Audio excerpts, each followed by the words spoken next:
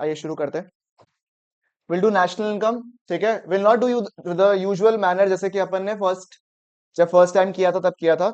कुछ कुछ टॉपिक्स को अपन लोग थोड़ा समय लगा के करेंगे, और कुछ टॉपिक्स को जिसको अपन को पता है कि थोड़ा आसान है, ठीक है, and it is very manageable, तो उन टॉपिक्स को हम लोग फटाफट कर लेंगे, ठीक है। नेशनल इनकम की जब हम बात करें तो there are 4 units in general. First unit talks about circular flow of income.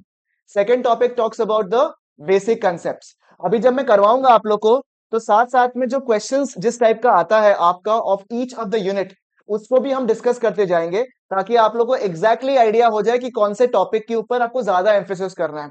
Naturally unit number 3 जो है आपका, उसमें एज सच को यूनिट नंबर 3 में कोई स्पेशल चीज नहीं है। Unit number 3 is just like a push over of what ever you have studied in chapter number 2, ठीक है। उसमें थोड़ा बहुत टर्म सीखता है, आपकी जीडीपी क्या होता है, एनडीपी क्या होता है, ये सब टर्म आप सीखते हो, right. Unit 4 is the main deal. But हम लोग अभी कोशिश करेंगे in the next 2 classes at least कि हम लोग बेसिक्स को रैप अप कर दे, और एटलीस्ट 1 2 3 को रैप अप कर दे हम लोग, ठीक है, इन द नेक्स्ट 2 क्लासेस, ठीक है। Probably you might have a longer class, नहीं नहीं, मे बी 2 क्लासेस होगा, longer class tomorrow, not today, मतलब, ठीक है। आइए, सबसे पहला चीज यूनिट नंबर 1 में डेफिनेटली आपको एक एग्जाम में क्वेश्चन आता ही आता है from the circular flow of income. You will get 1 question from circular flow of income. Total ambit 11 mark का है। उसमें से एक क्वेश्चन जो है, जो सम्स आता है, सम के साथ में या तो आपको एक और सम आएगा, या फिर ऐसा है कि कुछ थ्योरी प्लस कुछ सम, ठीक है, राइट, समझ में आया। अब जो बैक में जो हिस्ट्री देखा हुआ है in that question, one will be a traditional question, ठीक है। I am not afraid of this question, समझेगा बात को। पहला क्वेश्चन को लेके I am not afraid, I am just afraid of that one transaction which will confuse you, not more than that. You will be just confuse in one transaction, और हम नहीं चाहते कि वो वन ट्रांजैक्शन आप लोग का आए। इसलिए आप लोग क्या करोगे, जब मैं आप लोग के साथ में मेजरमेंट करवाऊंगा, तो केवल आप लोग को सम्स प्रैक्टिस नहीं करना, जैसे आपको मैंने एडी में करवाया, ठीक है। Will hold one more class for एडी, क्वेश्चन आंसर डिस्कशन खाली, दैट्स इट। मतलब वापस उस कॉन्सेप्ट को रिवाइज नहीं करेंगे, वो आपके प्लेलिस्ट में वापस डाल देंगे जिस तरीके से आपको करवाया था। It will not make any sense, और we can do a quick marathon if it is required at the end, but questions करवाएंगे। नेशनल इनकम में क्या करोगे, जब मैं आप लोग को मेजरमेंट का सवाल दूंगा करने के लिए, तो आप लोग प्रैक्टिस करोगे। अब मान लो 10 ट्रांजेक्शन है, उसमें से 2 में आपको दिक्कत आया जब आपने प्रैक्टिस किया था, उन 2 को आप एक कॉपी में लिख लोगे, ताकि जब एग्जाम में आए तो the maths that you do is a silly mistake of plus and minus, and what you can possibly go wrong, वो भी मैं आपको बता दूंगा इन योर नेशनल इनकम सम। वो गलती तो आप लोग मत करेगा, कुछ नया इन्वेंट करेगा गलती। अगर आप गलती करोगे, please make it something new. ये नहीं कि प्लस माइनस में गलती कर दिया, ओ भैया इसमें तो जीडीपी में था ना, इसमें तो एनडीपी में था, ओहो, ये सब गलती मत करना। वो सारे ओहो वाले गलती मैं बता दूंगा आप लोग को। क्रिएट समथिंग न्यू दिया, ठीक है। मत करना क्या हाँ बोल रहा है, अरे हाँ हाँ कैसे अलग से करेगा, हमको हिचकी आ गया, मेरा 7 की जगह 1 आ गया, ऐसे कुछ नया बोलना, ठीक है। आइए, circular flow of income, 1 question. Circular flow of income होता क्या है मुझे बताइए सबसे पहले। What is circular flow of income? सबसे पहला चीज मुझे बताइए कि अल्टीमेटली द मनी जो है, money, if you look into a simple economy, मान लो ऐसा इकोनॉमी जिसमें सिर्फ 2 सेक्टर्स है, हाउस होल्ड्स है और फर्म्स है, और पैसा कहीं नहीं जा रहा है। अगर सिर्फ हाउस होल्ड्स और फर्म्स के बीच में अगर पैसा घूमता, तो आपको समझ में आता कि पैसा एक जगह खर्चा होगा, दूसरा का इनकम होगा, और दूसरा का खर्चा जो होगा पहला वाला का इनकम होगा, एंड ये नेवर एंडिंग प्रोसेस है, चलता रहेगा चलता रहेगा चलता रहेगा। मान लो तुम अगर एक काम करने वाला इंसान है, ठीक है, और एक शॉप है तुम्हारे पास में, खर्चा करेगा शॉप में, शॉप का सामान लेके जाएगा, शॉप का सामान भी किसके थ्रू बनेगा, तुम्हारे थ्रू बनेगा, फिर वापस तुम खर्चा करेगा, वापस से शॉप बनाएगा, अल्टीमेटली पैसा क्या हो रहा है, घूमे जा रहा है। जब तक अगर 2 ही कैस्केड ऑफ पीपल है, तो पैसा क्या हो रहा है, कंटिन्यूअसली घूम रहा है। This process is known as what, circular flow of income. पैसा लीकेज, यानी कि पैसा लीकेज मतलब सर्कुलर फ्लो से पैसा निकलना, तो हम लोग क्या बोलते हैं, लीकेज। मैंने क्या बोला, सिंपल इकोनॉमी में, ठीक है, सिंपल इकोनॉमी में, बेसिक इकोनॉमी में कोई लीकेज होता ही नहीं है। हम ऐसा अज्यूम करते हैं कि कोई लीकेज नहीं होगा। लीकेज का मतलब क्या होता है, सर्कुलर फ्लो से जो नेवर एंडिंग प्रोसेस हमारे बीच में हो रहा है ना, उससे पैसा निकाल लेना, उसे हम लोग बोलेंगे लीकेज। और सिमिलरली कोई इंट्रोडक्शन भी नहीं है, जिसको हम लोग बोलते हैं इंजेक्शंस। हम क्या बोलते हैं, इंजेक्शन। मैंने बोला ना, फर्स्ट यूनिट और लास्ट टॉपिक से डिस्कस कर रहे हैं अभी आपको, there is no order in which we flow, but if you calculate properly और 1 घंटा एकदम इज्जत से बैठ के सुन के करोगे आप लोग, आई एम गारंटी यू बहुत सारा टॉपिक्स आपका आज ही खत्म हो जाएगा, ठीक है। यू हैव टू पार्टिसिपेट, और जिनका पहला क्लास है, जो पहले नहीं किया है, आप लोग ज्यादा पार्टिसिपेट करोगे, ठीक है। तो मैंने क्या बोला आपको, in a simple economy which is mostly our syllabus, we have two baskets मान लो, और उस बास्केट में ही फ्लो ऑफ मनी जो होता रहेगा, ठीक है। सिंपल इकोनॉमी में नॉर्मली हम लोग ऐसा देखते हैं कि पैसा बाहर जाता भी नहीं है और बाहर से पैसा आता भी नहीं है। अगर सर्कुलर फ्लो से बाहर पैसा जाता है, इसको हम बोलते हैं एज लीकेज, और अगर बाहर से पैसा इंडिया में मतलब सर्कुलर फ्लो में आता है, माफ करेगा, तो वो क्या होता है, लीकेज। बात समझ में आया आपको। बट हमारे सिलेबस में अगर पूछा, एग्जाम में पूछा circular flow of economy, circular flow of income, तो वो आपको पूछेगा इन अ सिंपल इकोनॉमी। और सिंपल इकोनॉमी में जो मैंने दो ब्रैकेट बोला आप लोग को, वो है हाउस होल्ड एंड फर्म्स, ठीक है, हाउस होल्ड एंड फर्म्स। आपको याद होगा ये हाउस होल्ड एंड फर्म्स के बारे में, ठीक है। अब मुझे बताइए, आपका हाउस होल्ड जो है आपका, वो क्या प्रोवाइड करेगा मुझे बताइए। They will provide what, factor services. आज फर्म्स सामान बनाएगा कैसे, आप मुझे बताओ एक बार के लिए। हम और तुम सिर्फ दो ही जन इंसान है पूरा दुनिया में। हम लोग अगर आपस में ट्रांजेक्शन करना है तो हमको तुम्हारा सर्विस लेना पड़ेगा, नहीं लेना पड़ेगा, कुछ सामान बनाने के लिए, राइट। तो the house hold will what, it provide factor services, है ना। सर ट्रांसफर सर्विसेज क्यों नहीं, क्योंकि हम लोग उसको, क्योंकि हम लोग उसको प्रोडक्टिव एक्टिविटी मानते नहीं है, ठीक है। तो हाउस होल्ड्स और फर्म्स हम लोग अज्यूम कर रहे हैं, इन अ सिंपल इकोनॉमी हम लोग क्या कर रहे हैं, हम अज्यूम कर रहे हैं कि दो ही सेक्टर्स है, क्या क्या है, हाउस होल्ड्स एंड फर्म्स, ठीक है।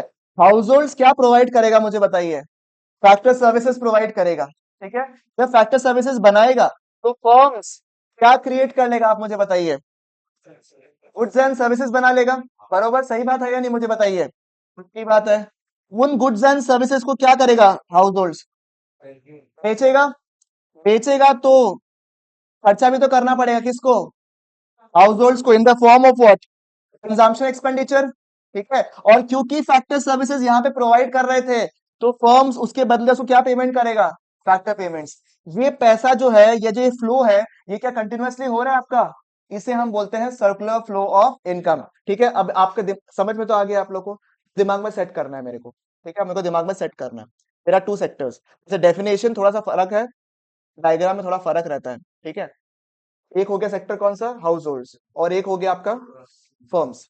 हाउस होल्ड क्या प्रोवाइड करेगा फर्म्स को, तुम हमको सर्विसेज प्रोवाइड किया, सर्विसेज प्रोवाइड करेगा हम, तो तुमको बदले में हम क्या पेमेंट करेगा, फैक्टर पेमेंट्स, ठीक है। फैक्टर पेमेंट्स करेगा, तुमको खर्चा करने का मन करेगा या नहीं पड़ेगा, तो उसको बोलता है कंजम्पशन एक्सपेंडिचर। जो तुम खर्चा करता है ना, तुम चिप्स खा लिया, चॉकलेट खा लिया, घूम लिया, वो सारे क्या है, कंजम्पशन एक्सपेंडिचर। किसके ऊपर करेगा, गुड्स एंड सर्विसेज के ऊपर, जो कि कौन प्रोड्यूस कर रहा है, फर्म्स, और दे किसको रहा है, हाउस होल्ड्स को।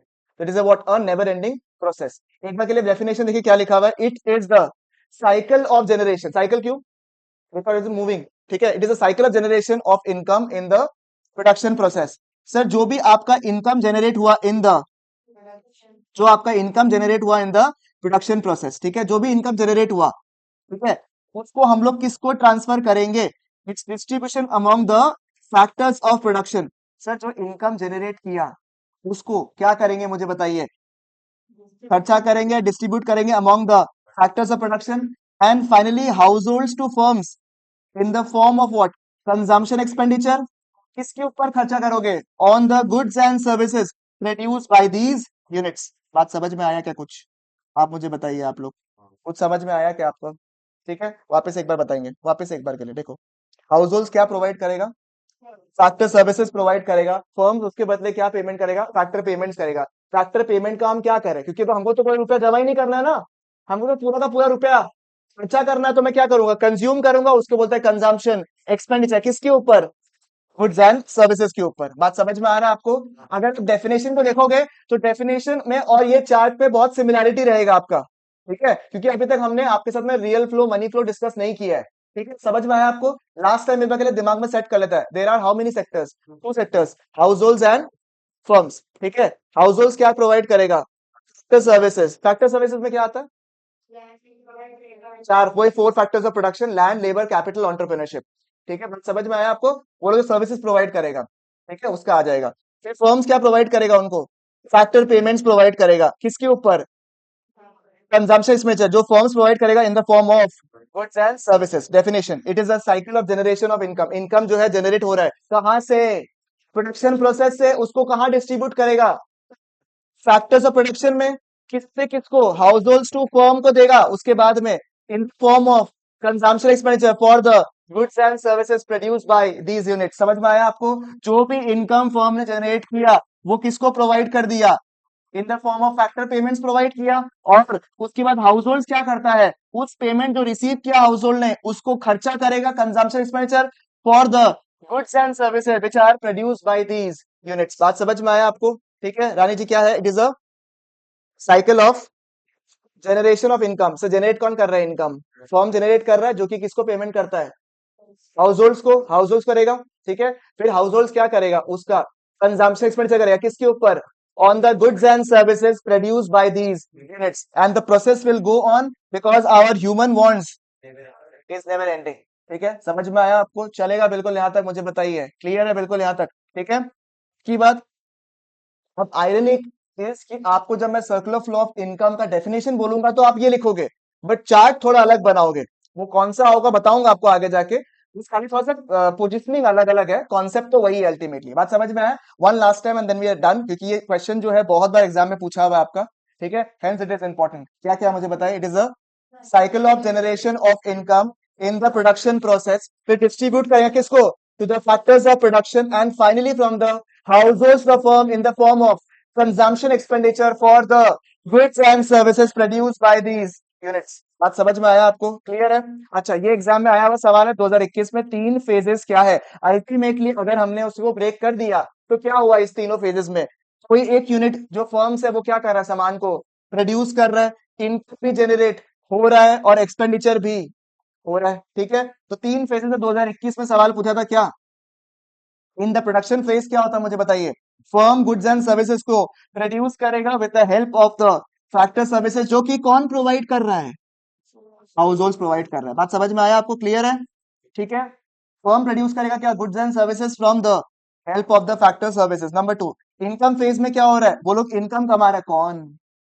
House hold, rent, wages, interest, profits के हिसाब से from firms to household. और एक्सपेंडिचर फेज में क्या होता है? हाउस होल्ड क्या करता है? खर्चा करता है on the goods and services produce by the. Clear है? तीन फेज समझ में आया आपको? Production phase, income phase and expenditure phase. Total जी क्लियर है? ओके, ठीक है। अब आप देखोगे कि अगर मैं इसको सिंपल कर दूं, क्योंकि डेफिनेशन थोड़ा कॉम्प्लिकेटेड तो है। ठीक है, डेफिनेशन कॉम्प्लिकेटेड तो है। तो क्या किया, ये जो चार चीज था ना आपका, देख रहे हो आप लोग? Factor services, factor payments, goods and services, consumption expenditure, इन चारों को क्या कर दिया?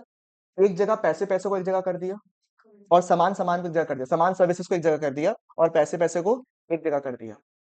ठीक है, जो सामान सामान और सर्विसेज सर्विसेज जो एक जगह कर दिया उसको बोलते हैं रियल फ्लो। उसे क्या बोलते हैं? Real flow. और जो पैसे पैसे वाली बातें हुए वो किसमें कर दिया? Money flow. ठीक है सर, ब्रेक कर दो, मुझे बताइए रियल फ्लो में क्या क्या आएगा? मुझे बताइए, बदले सिर्फ रियल फ्लो में फोकस करेंगे। आप मुझे बताइए कंजम्पशन एक्सपेंडिचर किसमें करेंगे हम लोग? पैसा में करेगा, ठीक है। फैक्टर सर्विसेज किसका होगा? रियल और गुड्स एंड सर्विसेज में आता है। Factor payments, goods and services तो रियल में ही आएगा। ठीक है, तो आप मुझे बताइए अगर मान लो ये नहीं होता, कौन सा? ये नहीं होता और ये नहीं होता, तो क्या होता मुझे बताइए? हाउस होल्ड क्या प्रोवाइड कर रहा होता फर्म्स को? Factor services. और बदले में फर्म्स क्या पेमेंट कर रहा होता? बात समझ में आ रहा है? लाइक जस्ट लाइक अ बाटर सिस्टम। बात समझ में आया आपको? आपने बगल वाले को जो है कांदा दिया, उसने जब मुसीबत आया तो पुदीना दे दिया। ये क्या है आपका? अरे चटनी चटनी। बात समझ में आया? Barter system. ठीक है, ऐसे हाउस होल्ड क्या प्रोवाइड करेगा मुझे बताइए? In the case of real flow, factor services और फर्म्स क्या देगा? Goods and services. और मनी फ्लो में क्या होगा भाई? फर्म्स क्या देगा? फैक्टर पेमेंट्स, और हाउस होल्ड क्या करेगा? उसका खर्चा, जो कि नॉर्मली होता ही है भाई। मेरे को क्या मतलब है तुम आगे क्या रुपया खर्चा करेगा? मेरा काम है तुमको पेमेंट करने का अगेंस्ट योर सर्विस। तुम उसको आगे जाके जहां भी खर्चा करे हमको क्या फर्क पड़ता है? यही तो नॉर्मली होता है। फर्म्स क्या पे करता है? फैक्टर पेमेंट्स, और बदले में क्या मिलता है आपको? Factor consumption expenditure. बात समझ में? तो पैसा पैसा किधर जाएगा? मनी फ्लो में। और गुड्स एंड गुड्स किधर जाएगा? रियल फ्लो में। बात समझ में आया आपको? देख लो इधर में, it refers to the flow of factor services from the household to the firm, and the corresponding flow of goods and services from the firms to the household। Simple, ठीक है। इसमें क्या होता है? गुड्स एंड सर्विसेज आपस में exchange होता है। इधर में क्या एक्सचेंज होता है? किसमें डिफिकल्ट होगा एक्सचेंज करना? अब उनको पुदीना चाहिए, नहीं चाहिए, कद्दू चाहिए, दिक्कत होता ना। ठीक है, तो इट इज डिफिकल्ट। यहाँ पे it is not that difficult. Clear है बिल्कुल यहाँ तक? मुझे बताइए आप लोग, ये चार्ट देख लीजिए, इसको क्या बोलते हैं साथ में? Physical flow. इसको क्या बोलते हैं? नॉमिनल। अच्छा, इंग्लिश अगर किसी का भी ठीक है तो आप लोगों को सिर्फ ये चार्ट को इंग्लिश में कन्वर्ट करना है। Households provide factor services to the firms. Firms in general provide what? Goods and services. Accent change करने से कुछ नहीं होगा। हाउस होल्ड्स क्या प्रोवाइड करता है? Consumption expenditure for the factor payments receive from the firms. यदि अपना साइड टू क्लियर ऐसे है तब इजी हो जाएगा आपके लिए। ठीक है, बात समझ में आया? ये विद्या को समझ में नहीं आया? पक्का तो इतना गंदा मुंह क्यों बनाया? बोलो। डाउट है? पक्का रानी जी? पक्का? बता दो। मनी फ्लो का फ्लो बता दो।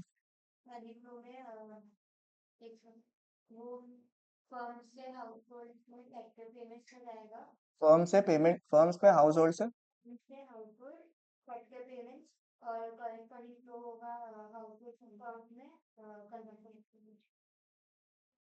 और रियल फ्लो में एक ही बोल रहा तो। इतना एक्सप्रेशन बाप रे, पूरा अनुपमा आगे बैठा है मेरे पास में। बोलो।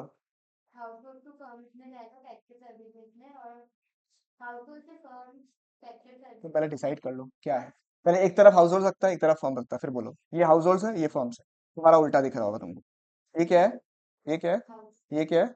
हाँ बोलो।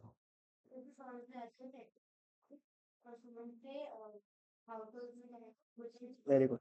ठीक है, बात समझ में है? इन दोनों को जब जोड़ देंगे तो वो ये चार्ट बनाना पड़ेगा आपको। तो थोड़ा फर्क है, देखो थोड़ा फर्क है। बस क्या कर दिया, जो हमारा डेफिनेशन था उसको डिस्कस करके हमने चार्ट को, सर्कुलर फ्लो ऑफ इनकम को और आसान कर दिया। हमने बोला मनी मनी को एक साथ रखो और गुड्स एंड गुड्स को यानी कि रियल फ्लो को एक साथ रखो और मनी फ्लो को।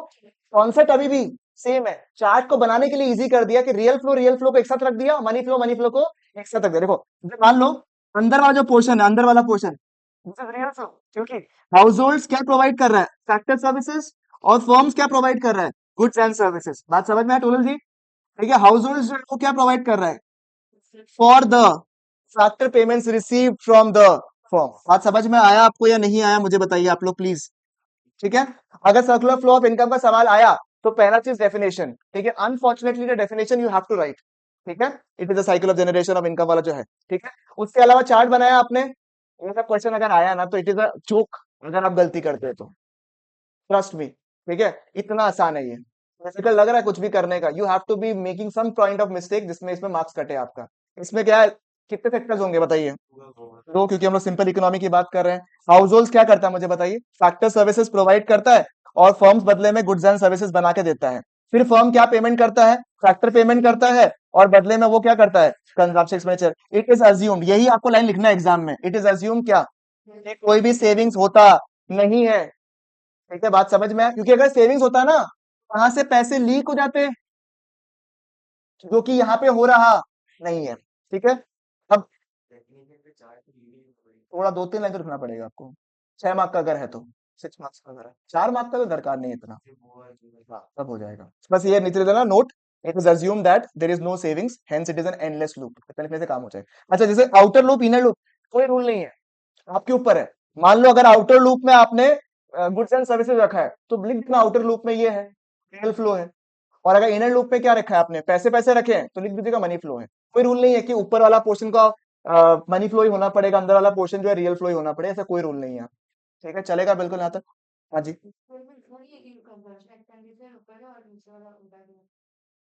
हार्डली मैं, कौन सा?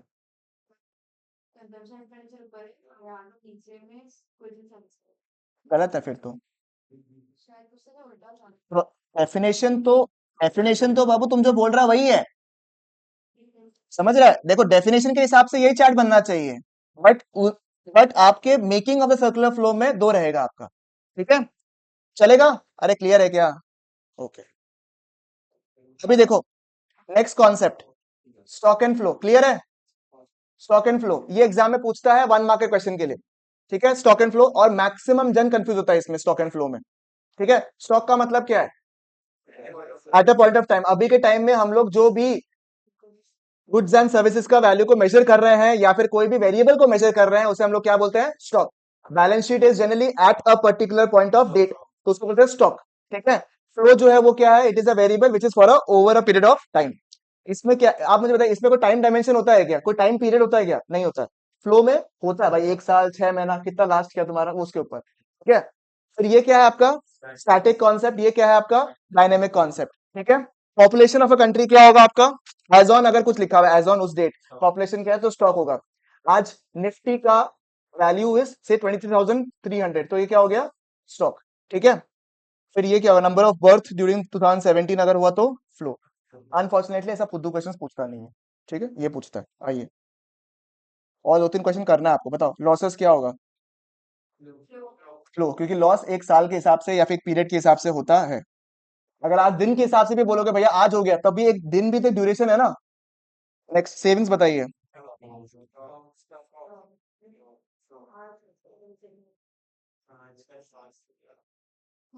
और भाई हम थोड़ा लेजी हो क्या, आंसर सबका आ गया, मेरे साथ से पोपट होता है खाली। सेविंग्स क्या था, स्टॉक या फ्लो, क्यों,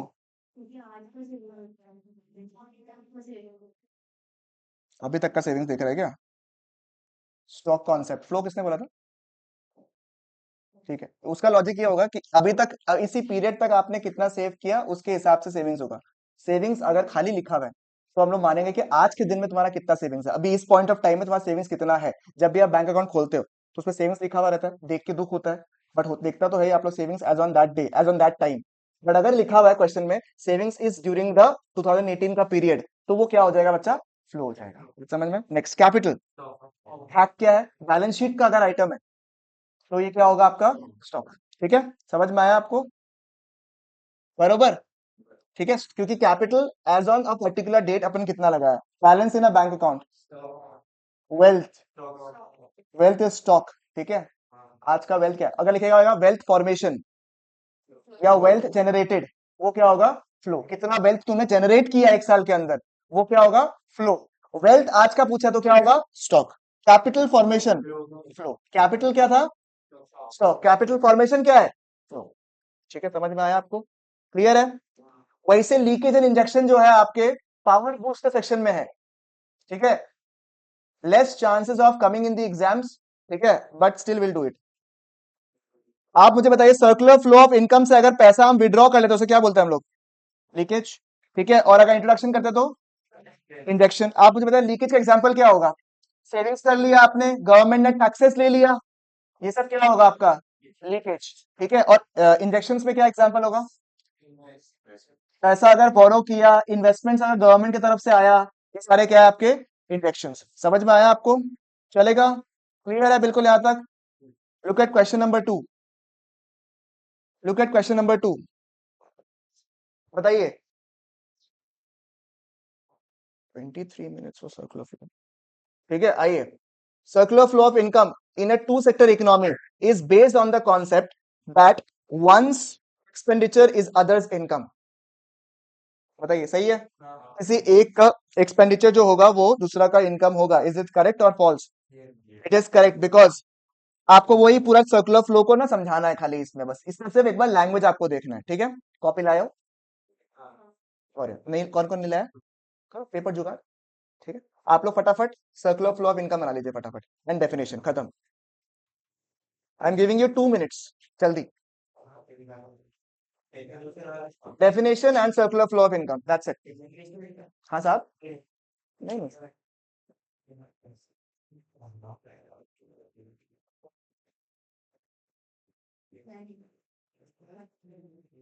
अच्छा हम ये संदीप का यूनिट नंबर 1 का क्वेश्चन डिस्कस नहीं कर रहा था, वो कर लोगे आप लोग, उसमें मेनली स्टॉक फ्लो ये सब देख लीजिएगा आप लोग। सोनल जी नहीं नहीं दीदी, ओ दीदी बंद करो, बंद बंद, और क्या बना रहा है, वाह वाह वाह, देख के बनाएंगे तो फिर बुक में बना हुआ है,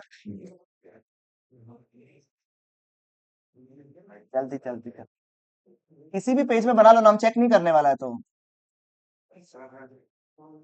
fabulous, Sonal just speed at your writing, it take 38 minutes to complete, सही बात है, सुख चैन सभी लिया हुआ है तो,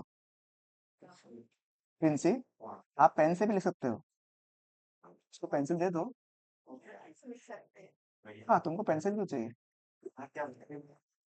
Definition of circular flow of income and the table and the chart. Sorry, how we drawing?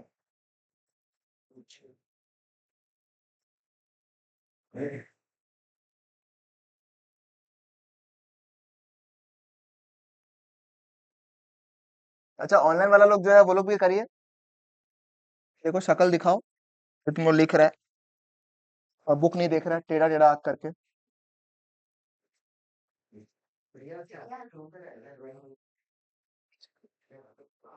कुछ कुछ डेफिनेशन। फोर आज नहीं होगा, समझ ही नहीं आएगा लोग। फोर कैसे करा है? मेरा बस है तुम यूनिट नंबर 4 से शुरू करता।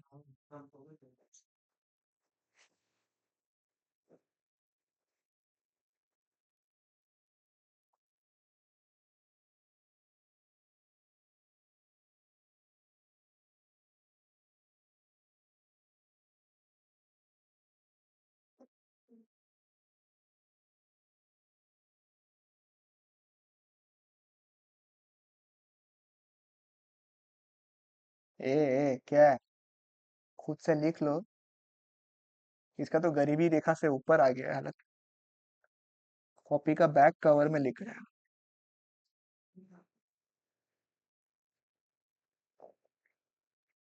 दे दो रे इसको, एक तो कागज दे दो रे प्लीज। नहीं नहीं कोई बात नहीं, तुमको कागज देगा कलश, रुको। कलश तुमसे कागज दे पाएगा?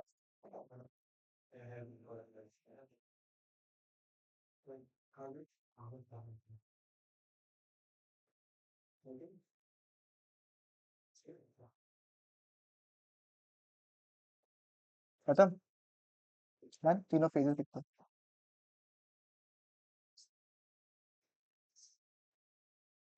खत्म हो गया टोरल का। टाइम पास कर लिया। पेन से फटाफट बनाओ ना, टाइम कितना है तुम्हारे पास में? रानी लक्ष्मीबाई। डन।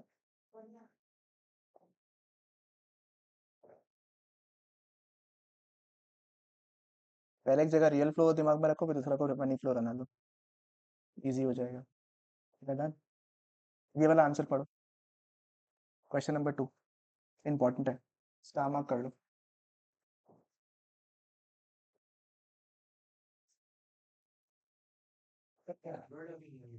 हाँ, 4 लाइन का, हाँ।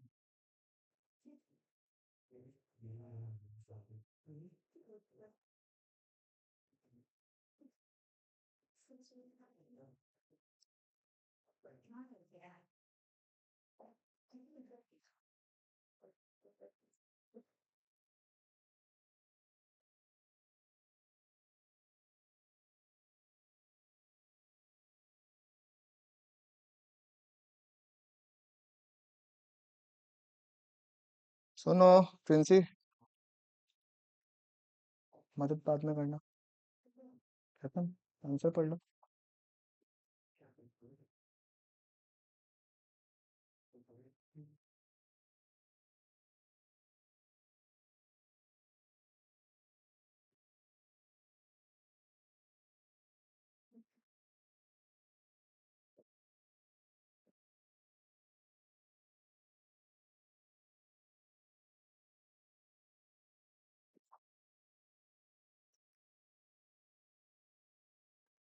अल्टीमेटली देखो, पहला इसमें हो गया सबका, हो गया। लिखते लिखते बोलता हो गया। अबे झूठ तो सही से बोलो। कनिका जी को बहुत टाइम लग रहा है, पहले गलती लिख दी है। अच्छा इसमें देखो, जो ये वाला क्वेश्चन है, क्वेश्चन नंबर 2 में the first few lines are very basic. जो सर्कुलर फ्लो में आप पढ़ते हो ना, वही लिखा हुआ है इसमें, देखो एक बार के लिए। ये स्टेटमेंट करेक्ट है। फर्म्स प्रोड्यूस करता है गुड्स एंड सर्विसेज को, and they make what, factor payments to the households. The factor income जो अर्न करता है उसको किसके ऊपर खर्चा करता है? गुड्स एंड सर्विसेज के ऊपर। मेन लाइन जो आपको इसमें नया है, मतलब जो ब्रांड न्यू है, वो ये वाला लाइन देखो। The aggregate consumption expenditure by the house holds is equal to the aggregate expenditure on the goods and services produced by the firms।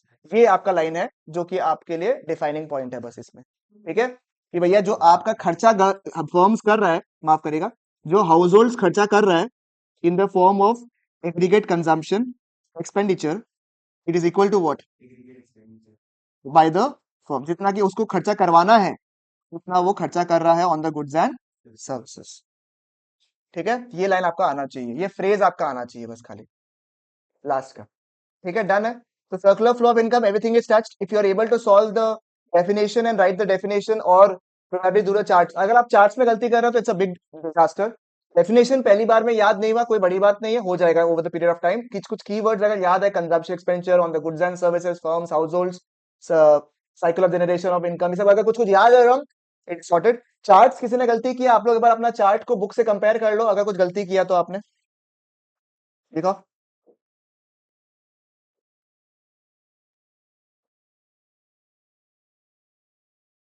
गलत छे, ऊपर नीचे कर दिया तुम।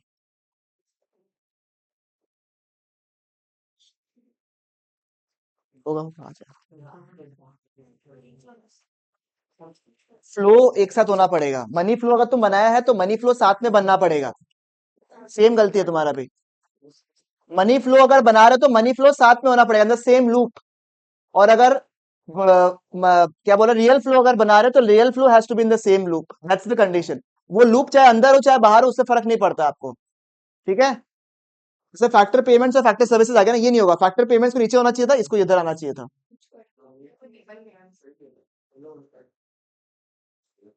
और किसी को डाउट है तो भैया एक बार दिखा देना आंसर। डेफिनेशन, डेफिनेशन तो तुम देख लेना, हमसे चार्ट देख लेते, ठीक है। तुम भी यही गलती किया क्या?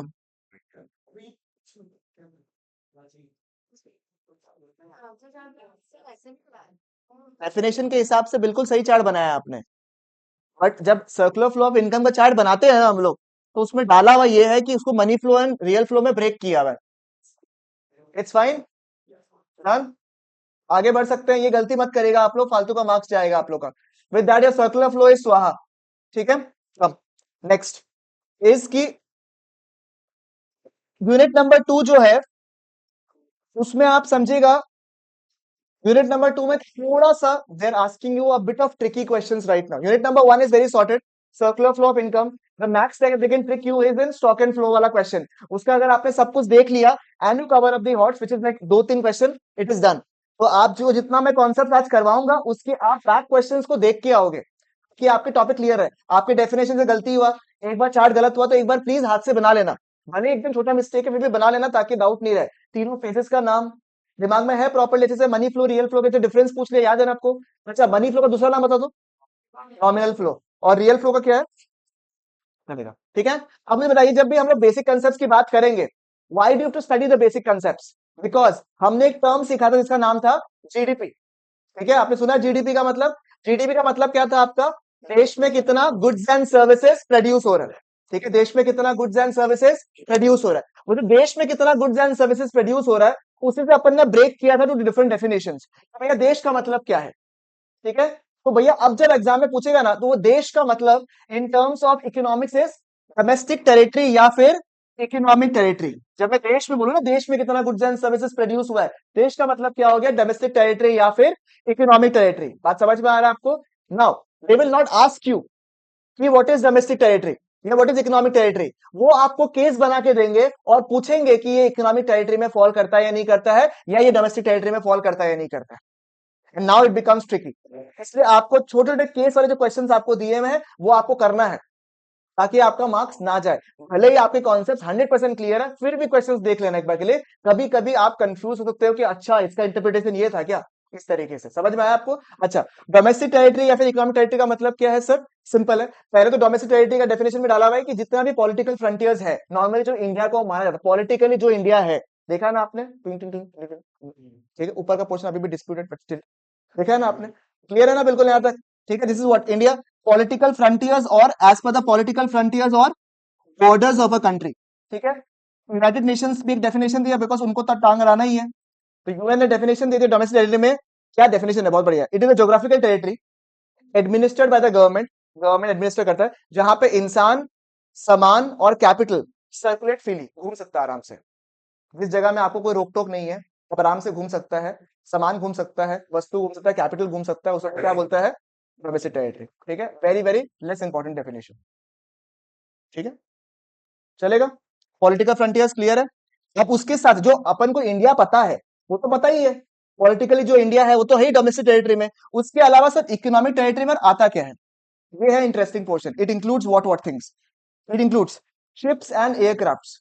ठीक है, अगर ओ एंड ओ था, शिप्स एंड एयरक्राफ्ट्स अगर ओन्ड है एंड ऑपरेटेड है बाय द नॉर्मल रेसिडेंट्स। अभी नॉर्मल रेसिडेंट्स क्या होता है उसका मतलब भी बताएंगे अभी आपको। ठीक है, when the ships and aircrafts are owned and operated by residents and they are flying between or shipping between two or more countries, यानी कि सर मान लो air India is providing service to Russia and Greece. I don't know why, but they are providing. तो आप मुझे बताइए जो air India है वो कहाँ का है, owned and operated by whom? The normal residents of the country, but it is serving between two or more countries. भले ही एयर इंडिया इंडिया के अंदर दिख रहा है क्या आपको, ज्योग्राफिकल टेरिटरी के अंदर दिख रहा है क्या आपको, वो सर्विस किसको दे रहा है, रशिया और ग्रीस को दे रहा है, बट वो ओन किसके तरफ से हो रहा है, ऑपरेट कौन कर रहा है। तो उसको भले ही वो बाहर सर्विस प्रोवाइड कर रहा है, फिर भी हम लोग उसको इंडिया का पार्ट, डोमेस्टिक टेरिटरी का पार्ट मानेंगे। आप लोग चाहे कोई भी लॉ पढ़ लो, कोई भी लॉ पढ़ लो, आप any law, income tax law पढ़ लो, जीएसटी लॉ पढ़ लो, कंपनीज एक्ट पढ़ लो, कहीं भी कोई भी एक्ट पढ़ लो आप लोग, उनमें आपको इंडिया का डेफिनेशन मिलेगा। ठीक है, ऑलमोस्ट मतलब है, थोड़ा बहुत ट्वीक्स है बट ऑलमोस्ट सिमिलर डेफिनेशन आपको मिलता है इसमें। सब में आपको डेफिनेशन बता दिया ताकि आपको क्लियर रहे कि वो एक्ट जो है किसके ऊपर एप्लीकेबल रहता है। ठीक है, आइए क्लियर है। Ships and aircraft owned on O क्या है, ओ एंड ओ क्या था, owned and operated by the normal essence. Number two, number two क्या है, fishing vessels, oils, natural gas rigs, floating platforms operated by again what, the residents of a country in the international water। किसी को याद है कि international water कितना था। ठीक है, पानी का जो लेंथ है उसको किसमें गिनता है, नॉटिकल माइल्स में नहीं पूछेगा एग्जाम में आपको। 22 नॉटिकल माइल के बाद में इंडिया का जो जमीन है वहां से 22 नॉटिकल माइल के बाद में इंडिया खत्म हो जाता है पानी के डायरेक्शन में। ठीक है, तो 22 नॉटिकल माइल के अंदर को क्या बोलता है, इंडियन वाटर्स, उसके बाहर को क्या बोलेगा, तो वैसे तो इंटरनेशनल वाटर इंडिया के बाहर चला गया ना। बट अगर हमारा कोई शिप है, एयरक्राफ्ट, हम नहीं शिप नहीं, एयरक्राफ्ट कहां से जाएगा वहां पे, फिर हमारा कोई फिशिंग वेसल्स है, ऑयल्स है, नेचुरल गैस है, फ्लोटिंग प्लेटफॉर्म, कभी कोई होता है ना शिप का एक कुछ अपना है टूटा हुआ एरिया है जो कि इंटरनेशनल वाटर में है। ठीक है, तो भले ही इंटरनेशनल वाटर में है बट वो है किसका, इंडिया का। तो हम लोग उसको कहाँ का मानते हैं फिर, इंडिया का मानते हैं। इसका मैंने रेफरेंस दिया था, वो ऑयल वाला एग्जांपल दिया था कि ऑयल जो है वो 22 नॉटिकल माइल के अंदर तो मिलेगा नहीं, कहीं दूर जाके आपको मिलेगा, वहां पे सेट करना पड़ेगा। तो वो है तो वो इंटरनेशनल वाटर में, बट ऑयल निकाल किस पर्पज के लिए रहा है, इंडिया के लिए। तो इसीलिए जो है ऑयल वगैरह के लिए अगर आपने सेट किया है कोई लोकेशन को, कहाँ पे, in the international water also, फिर भी हम लोग उसको इकोनॉमिक टेरिटरी का पार्ट मानते हैं। Next, embassies, consulates and military establishments. ठीक है, अगर मान लो एम्बेसी वगैरह कहाँ सेटअप हुआ है आपका, पाकिस्तान में एम्बेसी है मान लो, या रशिया में एम्बेसी है हमारा, तो भले इंडिया के बाहर है बट सर्विस इसको प्रोवाइड कर रहा है अपने को। अपना मिलिट्री जो है बांग्लादेश के बॉर्डर्स में खड़ा है, सोचो मान लो, है तो वो इंडिया के बाहर बट वो सर्विस इसको प्रोवाइड कर रहा है अपने को, तो हम लोग उसको किसका पार्ट मानते हैं, इकोनॉमिक टेरिटरी का पार्ट मानते हैं। तो these three examples are those examples which are not forming a part of the political frontiers now, but they are a part of the economic territory of the country। Three, समझ में आया आपको, ships and aircrafts owned and operated by the residents of a country। Number two, fishing vessels, oils वगैरह कहाँ पे, in the international water। And number three, embassies, consultees and military establishments कहाँ पे, इन a country located abroad. आप लोग please बताइएगा, जो लोग फर्स्ट टाइम कर रहा है कि आप लोग लगा फास्ट नहीं हो रहा, तो बाकी लोग के लिए स्लो हो रहा है। ठीक है, आप लोग बताना कुछ भी इशू है तो बता देना, क्योंकि हम थोड़ा सा फास्ट बोल रहे हैं ताकि आप लोगों को डिफिकल्ट ना हो, बट स्टिल। ठीक है, इट डज नॉट, उल्टा बोल देना, हम थोड़ा स्लो बोल रहा है ताकि आपको डिफिकल्ट ना हो, but I can go little fast. ठीक है, इसमें क्या क्या इंक्लूड नहीं होता है, अगर बाहर का एम्बेसी इंडिया के अंदर है, भले ही वो डोमेस्टिक टेरिटरी के अंदर है, बट हम उसको इंडिया का पार्ट नहीं मानते। बात समझ में है, embassy, consulates and military establishments of a country. ठीक है, बात समझ में है। With that your domestic territory का डेफिनेशन और द इकोनॉमिक टेरिटरी का डेफिनेशन इज स्वाहा। क्लियर है, पक्की बात है जोरल जी, समझ में आया आपको। ओके, रानी जी, श्योर। ओके, अब सुनो, यहाँ पे एक वर्ड क्या था आपका, तो दो शब्द है आपका, रेसिडेंस है और सिटीजनशिप है, सुना ना आपने। एक होता है रेसिडेंट, एक होता है, अब मान लो विराट, विराट है ना, और अनुष्का है। ठीक है, विराट और अनुष्का का जो सेकंड बेबी बॉर्न हुआ वो कहाँ पे हुआ, तो वो सिटीजन कहाँ का बनेगा, इंडिया का या इंडिया का या लंदन का, क्योंकि जहां जिसका जन्म हो जाए जहां पे वया वया कर ले, ठीक है, वो बाई डिफॉल्ट उस जगह क्या बन जाता है, सिटीजन बन जाता है। या फिर अगर आपने उसका कोई लीगल फॉर्मेलिटी पूरा कर लिया, मान लो तुम फ्यूचर में सोचता है कि तुमको कहीं और बसना है, और वहां का तुम लीगल फॉर्मेलिटीज पूरा करे, तुम अपना सिटीजनशिप को भी एक जगह का छोड़ के दूसरी जगह जा सकता है। मतलब जैसे India does not allow dual citizenship, आपको कहीं का छोड़ के इंडिया में आना पड़ेगा, तभी आपको सिटीजनशिप मिलेगा यहाँ पे। ठीक है, बात समझ में आया आपको? तो या तो आप, या तो मतलब दोनों में से कोई एक, बहुत लिखा है हाँ, कहाँ गया, हाँ, ये देखो, दोनों में से कोई एक चीज, यानी कि आपका प्लेस ऑफ बर्थ अगर इंडिया में हो रहा है या कहीं भी हो रहा है, या फिर कोई लीगल प्रोविजन आपने पूरा कर दिया, तो आप उस कंट्री के सिटीजन बन सकते हो। मान लो इंडिया का सिटीजन क्यों बनना है आपको, राइट टू वोट, सबसे पहला बात तो। नंबर टू, सिटीजन नहीं बनोगे तो आप जमीन नहीं खरीद सकते यहाँ पे। मेरा बेसिक बता रहा है खाली आप लोगों को, बात समझ में आया आप लोग को? चलेगा बिल्कुल यहाँ तक?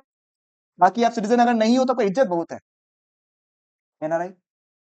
ठीक है, बात समझ में आया आपको? तो place of birth and you have complied certain legal provisions so that you have become the citizen of a country। इसमें कौन कौन इंक्लूड नहीं होता मुझे बताइए?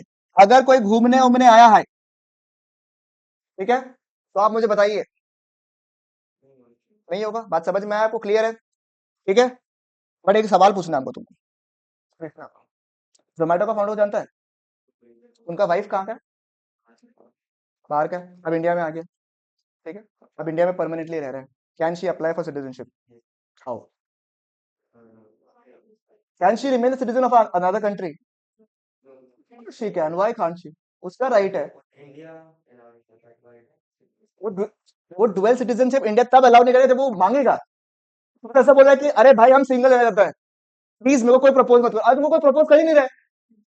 बात समझ में आया आपको? तो वो अगर मांगेगा कि हमको इंडियन सिटीजन बनना है, तब जाके हाँ, इंडिया क्या बोलेगा कि आप अपना जो पेरेंट कंट्री है उसका, पेरेंट मतलब जो ओरिजिनल कंट्री है उसका आप सिटीजनशिप को छोड़ दो। ठीक है, बन सकता है। उसको प्रीवियस को छोड़ना पड़ेगा, इंडिया में अप्लाई करना पड़ेगा, has to prove her existence for a period of time, only then she can apply for the citizenship of a country. बात समझ में आया आपको? और भी कई सारा फॉर्मेलिटीज होता है टू कंप्लीट है। ठीक है, can she become a resident of the country? The answer is what? Yes, क्योंकि रेसिडेंट मैंने पढ़ाया नहीं आप लोगों को अभी तक इसमें, बट रेसिडेंट क्या होता है सर? जो कि 1 साल से ज्यादा अगर इंडिया में रह गया, तो वो उस कंट्री का क्या बन जाएगा। बात समझ में आया आपको? मेरा कि मेरी तरफ सुनो बात को, तुम चला गया दुबई, तुम क्या चला गया, दुबई, ठीक है, और तुम 2 साल तक दुबई में रहा, सिटीजन है इंडिया का, रेसिडेंट है इंडिया का। अरे 2 साल तक बाहर चला गया, अभी तुम है ही नहीं यहाँ पे, रेसिडेंट कैसे होगा? पिछला साल अगर तुम इंडिया में रहा तो तुम बनेगा ना इंडिया का रेसिडेंट। अगर तुम दुबई में है, 5 साल से दुबई में है मान लो, तो तुम रेसिडेंट कहाँ का बन जाएगा? दुबई का। बात समझ में आया? टैक्स कहाँ पे करेगा? दुबई में। हाँ, बात समझ में आया आपको? सुंदर पिचाई का नाम सुना है? जन्म कहाँ लिया? इंडिया में। काम कहाँ करता है? अमेरिका में। यूएस में काम करता है, इसका वीजा नहीं मिलता, वही वाला। ठीक है, तो आप मुझे बताइए वो कहाँ के हो गए, सिटीजन कहाँ के हो गए? इंडिया के। रेसिडेंट कहाँ के हो गए? ठीक है, कलश का मान लो जन्म होता है नेपाल में, वो हो सकता है, ठीक है, अब नेपाल में जन्म हुआ, इंडिया में ही रहता है, साल भर से काम कर रहा है, 2 साल से काम कर रहा है, कलश बनाता है, ठीक है, तो आप मुझे बताइए ये क्या होंगे? यहाँ का रेसिडेंट बन गए और सिटीजन कहाँ के? नेपाल के। समझ में आया आपको? क्लियर है? हमको डाउट था बोलते, इंटरनेशनल ऑर्गेनाइजेशन, ठीक है, इंटरनेशनल ऑर्गेनाइजेशन जितने होते हैं ना, WHO, UN, ये सब जो है, क्या ये सब सिटीजन है क्या इंडिया के? नहीं। नंबर 3, फॉरेन स्टाफ एम्बेसी वगैरह, ये भी यहाँ के सिटीजन नहीं होंगे। और ये एम्प्लॉयमेंट अगर है, बहुत गंदा प्रिंटिंग हुआ देखो आप लोग, एम्प्लॉयमेंट में अगर है किसी इंटरनेशनल ऑर्गेनाइजेशन में, मान लो तुम जो है यूएन में काम करता है, तो तुम क्या इंडिया के सिटीजन बनोगे उस कंडीशन में? The answer is what? ठीक है, बात समझ में आया आपको? तुम रेसिडेंट बनेगा, सिटीजन नहीं बनेगा। बात समझ में आया तुम्हारे पास में? सिटीजनशिप के लिए 2 ही कंडीशन है, या तो का जन्म हुआ हो, या तो लीगल प्रोविजंस आपने पूरा किया हो। Residentship on the other hand, residentship on the other hand ऐसा इंसान है जो कि या तो ऑर्डिनरली इंडिया में रहता है for a period of 1 year. बात समझ में आया? तुम अपना कोई फूफा है तुम्हारा जो कि इंडिया के बाहर का है, उसको तुम यहाँ पे कैजुअली बुला लिया, और वो 1.5 साल से इंडिया में फंसा हुआ है, क्या वो इंडिया का रेसिडेंट बन जाएगा? The answer is no. भाई उसको यहाँ पे आके कुछ करना पड़ेगा। बात समझ में आया? दैट मीन्स यहाँ पे और नहीं है, यहाँ पे क्या है? एंड है। कि सर या तो ऑर्डिनरीली वो इंडिया में रहता है यानी कि for a period of more than 1 year and who centre of economic interest lies in country, यानी कि वो धंधा पानी कहाँ कर रहा है, इंडिया में कर रहा है। बात समझ में आया आपको? कोई फॉरेन का यूट्यूबर है, सिर्फ बाहर का कोई इंसान है, मान लो वो इंडिया में आ गया, कुछ नहीं करता, 1 साल से ऊपर रह गया, यूट्यूब में वीडियो बनाया, मोनेटाइज हो गया, रियल लाइफ एग्जांपल, तो क्या वो इंडिया का रेसिडेंट बन जाएगा?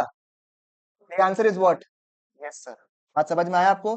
सर रेसिडेंट बनने से क्या होगा सर, क्या फर्क पड़ेगा? टैक्सेस यहाँ देना पड़ेगा। ठीक है, बात समझ में आया आपको? क्लियर है? अच्छा, ये जो है इनकम टैक्स का कंडीशन नहीं है, इतना टाइम नहीं देता आप लोग को इनकम टैक्स। ठीक है, और कम देता है आपको, मतलब इतना दिन भी रह रही है बस तो टैक्स याद हो। ठीक है, बात समझ में आया आपको? क्या बेटा निका डाउट के बताओ ना, बता दे बता दे। ठीक है, और बात सुनो, और बात सुनो। हाँ, भाविक साहब का आया है। और मान लो वो विराट का छोटा वाला बेटा का नाम क्या है, बेटा है बेटी? इसको अगर कुछ और पूछ ले, सब पता है इसको, क्या नाम है? ताई। अच्छा ही होगा शायद, बड़ा बड़ा लोग हैं, अच्छा ही नाम रखता होगा। ठीक है, अकाई जो है वो अगर इंडिया में आता है और 1 साल से ज्यादा रहता है, तो आप मुझे बताइए क्या वो इंडिया का सिटीजन है? अगर अकाई, एक तो नाम इतना बोला डिफिकल्ट है, तुम एक बार भी सुन लो ना यार।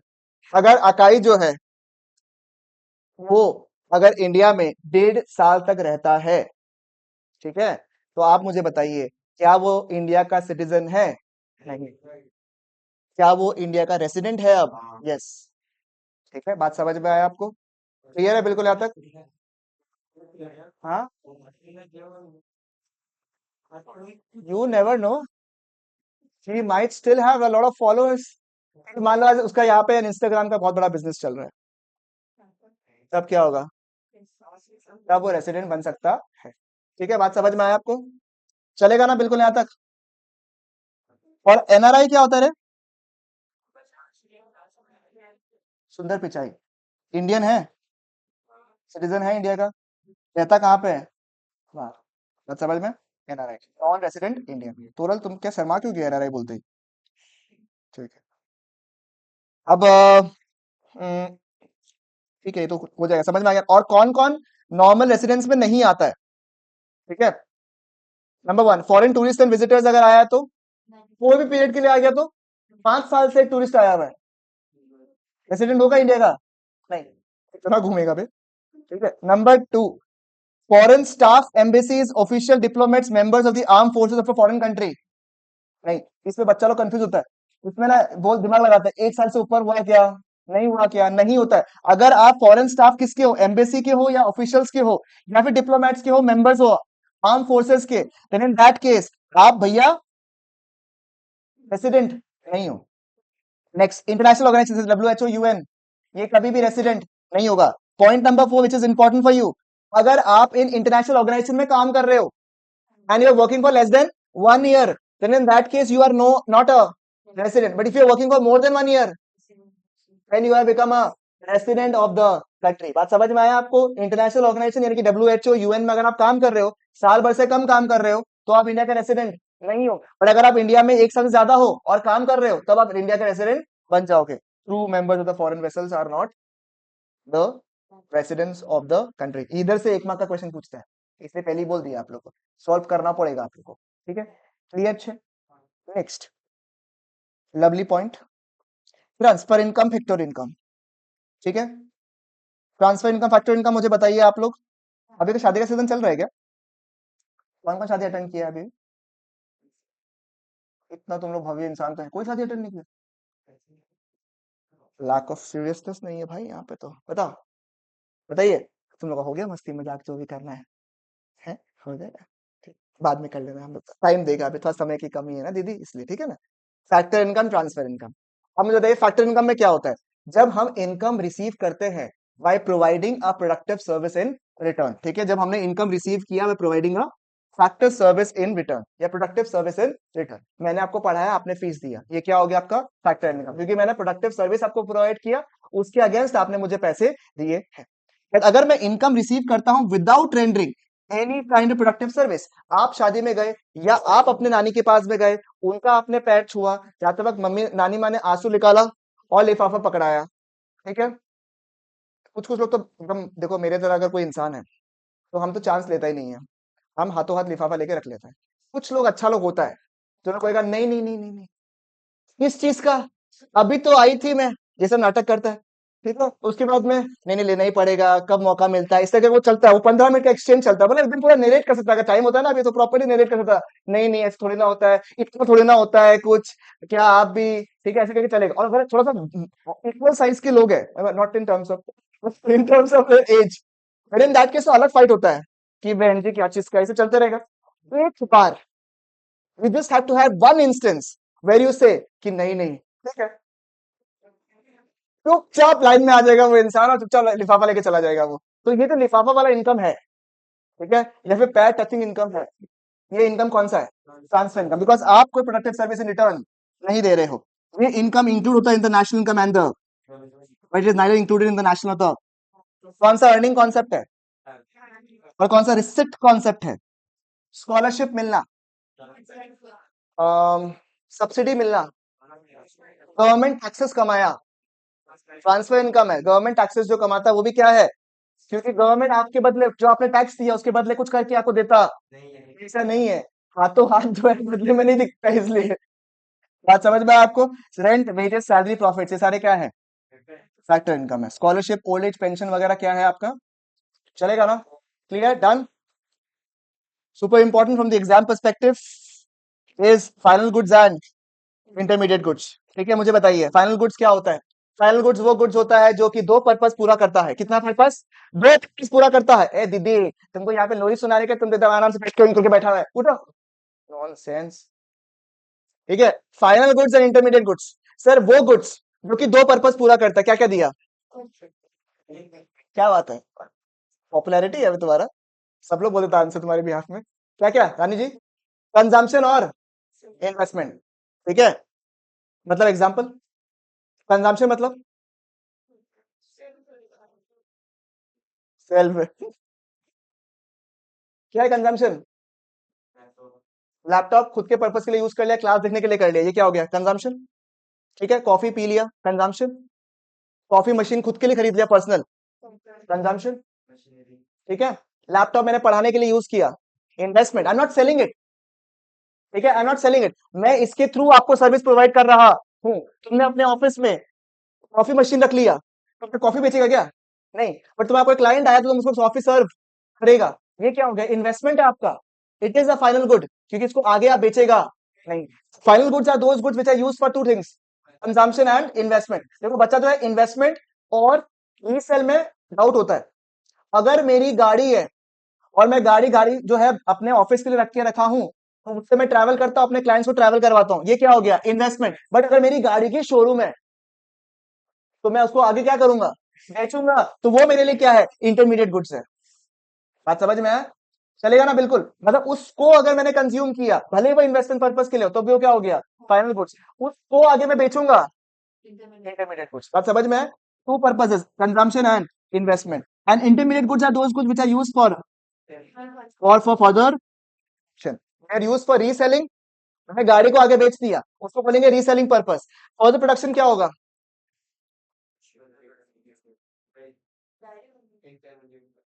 हाँ, नहीं, इंटरमीडिएट गुड्स का ही दो कैटेगरी हो गया ना, एक तो रीसेल हो गया, एक मैंने बोला फर्दर प्रोडक्शन। मिल्क आके, जैसे इसने एग्जाम्पल दिया, मिल्क आके आपने पनीर बेच दिया, ये क्या हो गया? ठीक है, अब एग्जाम्पल समझ में आ गया ना आपको? ठीक है, कौन सा इंक्लूड होगा in the national income? Final goods. समझ, इंटरमीडिएट गुड्स इंक्लूड, क्यों? क्योंकि उसका वैल्यू ऑलरेडी इंक्लूडेड है ही ना, पनीर में मिल्क का वैल्यू तो ऑलरेडी इंक्लूडेड है ही। अच्छा, वैल्यू एडिशन जो है ये किसके लिए होता है? फाइनल यूजर्स के लिए होता है। ये कौन सा होता है? Ready for use. अच्छा, ये जो होता है with in the foundation, with in the production boundary होता है या आउटसाइड द प्रोडक्शन बाउंड्री होता है? सर इसको और कहीं पे यूज आप कर सकते नहीं है, out of the production boundary, this are within the. Example देख लो आप लोग, ठीक है। बताओ, national income includes only final goods, ठीक है। Goods use the same year is known as intermediate goods, चलेगा? Last but not the least, laptop can be both a final good and an intermediate goods. सही है क्या? हाँ, दोनों चलेगा। अगर मैंने इसको कंजम्पशन और इन्वेस्टमेंट पर्पज के लिए रखा तो वो क्या हो गया? Final goods. उसको मैंने रीसेल और फर्दर प्रोडक्शन किया तो इंटरमीडिएट गुड्स। बात समझ में आया आपको? चलेगा? सुनो सुनो, ये जो आपका फाइनल गुड्स था देखा था ना आपने, उसका दो टाइप था, एक था कंजम्पशन पर्पस के लिए और एक क्या था? इन्वेस्टमेंट पर्पस के लिए। जो फाइनल गुड्स कंजम्पशन पर्पस के लिए इस्तेमाल हो रहा है उसे हम लोग बोलते हैं एज कंजम्पशन गुड्स, और जो इन्वेस्टमेंट पर्पस के लिए यूज हुआ उसको बोलते हैं कैपिटल गुड्स। बात समझ में आया? तो final goods are further broken into two types, consumption goods and capital goods. ठीक है, कंजम्पशन गुड्स क्या होगा? जो कि कंज्यूमर्स लोग डायरेक्टली कंज्यूम करता है, it is directly consume by the consumers. 2 minute रुको ना, बाहर रख दो। हाँ, और कैपिटल गुड्स क्या होगा मुझे बताइए? जो कि हेल्प करता है in the production of, it are not produced themselves, it helps in the production of goods and services. इस लैपटॉप से मैंने आपके क्लासेस को रिकॉर्ड कर लिया, इस लैपटॉप की मदद से मैंने आपको सर्विस प्रोवाइड कर दिया, तो ये हेल्प कर रहा है for producing the goods and services, तो ये क्या हो गया? Capital goods. समझ में आया आपको? चलेगा ना? It is a means to an end, ये क्या हो गया? Capital goods. It is ends to himself, वो क्या हो गया? Consumption goods. क्या लिंक किया है एचसीएफ से? किसी को याद तो होगा नहीं, छोड़ो। मैं कितना चिल्लाता क्यों है? अब जो कंजम्पशन गुड्स होता है वो चार टाइप का होता है। एक, ये अगर पढ़ाना पड़ेगा ना हमको, हम बता रहे गांव में बसना पड़ेगा हमको वापस से। Durable goods, non durable goods. Durable जानता है? नॉन ड्यूरेबल, ठीक है ना? ये क्या है? ड्यूरेबल। ये क्या है? Semi durable, it can wear and tear for some time, you know. ठीक है, क्लियर है? और सर्विसेज पता है? लगाना ये वाला पोर्ट, ये आदमी से पूछ लेना। ठीक है, इसका आंख लाल कैसे हो गया भाई? कंजंक्टिवाइटिस, चश्मा ही बना उसका। फूल लग रहे थे। ठीक है, बॉर्न आर्टिस्ट हूँ, कोई कदर नहीं करता है, वो अलग बात है। हाँ, बताइए, क्या हर प्रोड्यूसर गुड्स कैपिटल गुड्स होगा? नहीं, नॉट नेसेसरी। आप जो सिंगल यूज प्रोड्यूसर गुड्स देख रहे हो यहाँ पे, मैं सिर्फ ये समझाया था आपको, सिंगल यूज प्रोड्यूसर गुड्स देख रहे हो आप लोग? सिंगल यूज प्रोड्यूसर गुड्स जो है वो आपके सब में आता है। सिंगल यूज प्रोड्यूसर गुड्स का मतलब है वो सामान जो कि आप केवल एक बार इस्तेमाल कर सको। मान लो सीमेंट, सीमेंट जब आप यूज करते हो तो कितना बार यूज करोगे? एक ही बार यूज करोगे ना। ठीक है, उसे हम लोग बोलेंगे raw material is other name of what? Single use producer goods. Raw material जो होता है वही अल्टीमेटली क्या होता है? Single use producer goods. और कैपिटल गुड्स मैंने आपको करा दिया है। ठीक है, तो यहां तक अपन आज रखेंगे। ठीक है, कल वाली क्लास में अपन क्या कर, यार समझ में आया नहीं वाला पोर्शन? एक बार रीड कर लीजिएगा, लास्ट वाला पोर्शन थोड़ा फटाफट करवा दिए, अगर डाउट रहेगा तो बताइएगा एक बार के लिए। कल वाले क्लास में 3 एसेंशियल कंसेप्ट अपन खत्म करेंगे। Will wrap up unit number 2 3 tomorrow. ठीक है, then day after tomorrow will complete chapter number, will start with chapter number 4। हाँ, मेरे को टाइमिंग बता देना। कल I am blocked in the morning which is very early, and I am blocked in the evening 6 PM। I am telling you, मेरा सुबह 8 बजे का स्लॉट बुकड है, which is not important, and 6 बजे का स्लॉट बुकड है। क्यों? कल ही है 16। किस क्वेश्चन मैडम?